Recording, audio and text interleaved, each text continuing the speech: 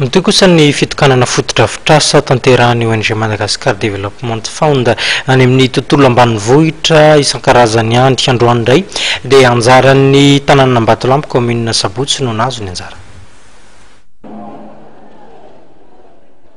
Telo amby telopolo tapitrisa ariary ny vola nomen'ny fitondrana Australiana tamin'ny alalan'ny ONG Madagascar Development Fund nanorenana trano sekoly ahitana efitra telo efa misy table banc sy trano fidiovana amin'ny sekoly iaina ao Ambatolampy commune Sabotsy Nanjiro district Moramanga.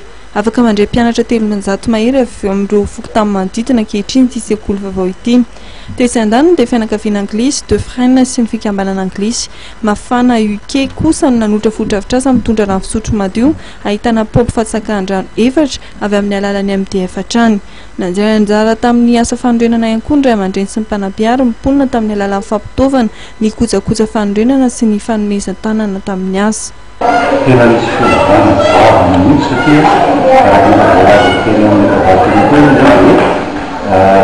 tsy misy afa-tsy telopolo tamin'ny akoho.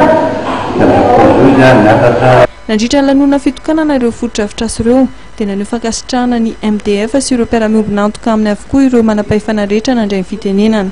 Ny mpiantoka ny MDF kosa Andriamatoa Brian Donaldson mivady dia manentana ny fiarahamonim-pirenena malagasy toy ny orinasa lehibe mba hameo tanana an'ireo mpiantoka vahiny amin'ny fanampiana ny tontolo ambanivohitra eto amintsika mba hatotosa ny ezaka fampandrosoana ny Madagasikara.